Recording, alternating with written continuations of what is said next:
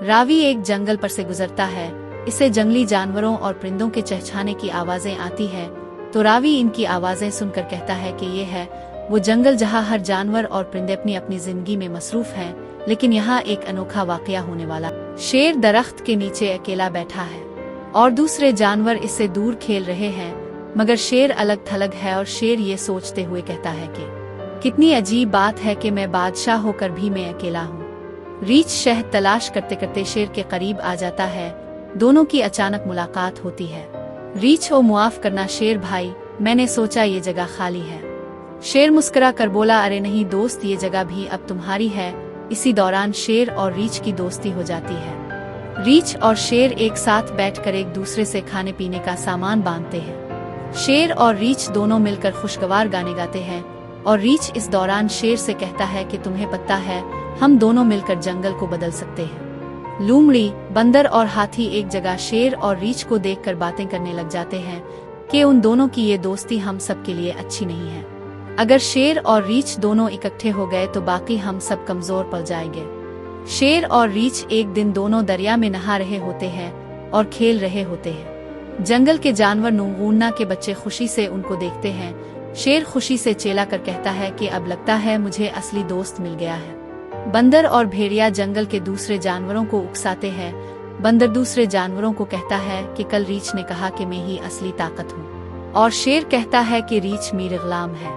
लोमड़ी अपनी चालाकी से रीछ के कान में बात डाल देती है कि रीछ भाई, शेर कहता है कि तुम इसके बगैर कुछ नहीं। ये सुन कर रीछ को गुस्सा आ जाता है और भेड़िया शेर के पास आता है। शेर को कहता है कि शेर भाई, रीछ ने सब जानवरों के सामने कहा कि वो तुमसे ज्यादा ताकतवर है। ये सुन कर शेर भी गुस्सा होने लगता है। शेर और रीछ एक दूसरे से कम बात करने लगते हैं और एक दूसरे को बुलाना भी गवारा नहीं समझते, और जंगल के बाकी सब जानवरान दोनों ऐसा देखकर चुपके चुपके हंसते हैं। रीछ दिल ही दिल में कहता है कि क्या वाकई ही शेर ने ये सब कहा है।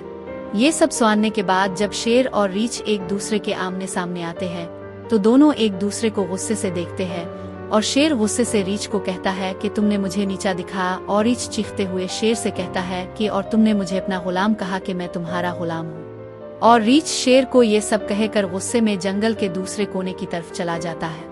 और इसके बाद शेर अकेला और तन्हा रह जाता है। और फिर इसके बाद बारिश शुरू होने लगती है और फिजा उदास हो जाती है।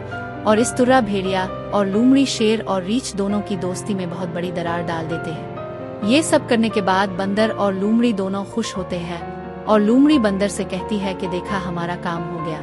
अब ये दोनों खुद ही एक दूसरे के दुश्मन बन गए हैं। रीछ और शेर दोनों ऐलान करते हैं कि कल जंगल के मैदान में मुकाबला होगा, और शेर सबको कहता है कि कल फैसला होगा कि असली बादशाह कौन है, और रीछ कहता है कि कल पता चलेगा कि असली ताकत किसमें है। तमाम जानवर मैदान के गिर्द जमा हो जाती है और ढोल बजने शुरू हो जाते हैं और फिजा में एक सनसनीखेज लर्जा तारी हो जाता है। शेर और रीछ एक दूसरे पर एक खौफनाक हमला करते हैं और दरख्त हिलने लगते हैं। जमीन थर थर कांपने लगती है और उनकी लड़ाई को देखने वाले सब जानवरों की आंखों में खौफ और लर्जा तारी हो जाता।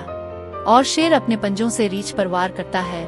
रीछ अपने जोर आवर हाथों से शेर पर वार करता है और इस लड़ाई में दोनों के जिस्म लहूलुहान हो जाते हैं और इस लड़ाई में दोनों जख्मी होकर जमीन पर गिर जाते हैं। और शेर सांस फूलते हुए रीछ से कहता है कि हम दोनों दोस्त थे, फिर ये सब क्यों हुआ। और रीछ आंसुओं के साथ शेर को कहता है कि ये सब हमारे खिलाफ साजिश थी और हम धोखे में आ गए। इसके बाद शेर और रीछ दोनों एक दूसरे को आखिरी बार हसरत भरी निगाहों से देखते हैं और दोनों अपनी जान दे देते हैं। जंगल में सन्नाटा छा जाता है। रावी की आवाज। शेर और रीछ के मरने के बाद सब जानवर शेर और रीछ की लाश पर गमज़दा होकर खड़े हो जाते हैं और कहते हैं कि हसद ने दोस्ती को दुश्मनी में बदल दिया। और सब जानवर ये कहते हैं कि शेर और रीछ की कुर्बानी ने हमें ये सबक दिया है कि असली ताकत दोस्ती है, नफरत नहीं।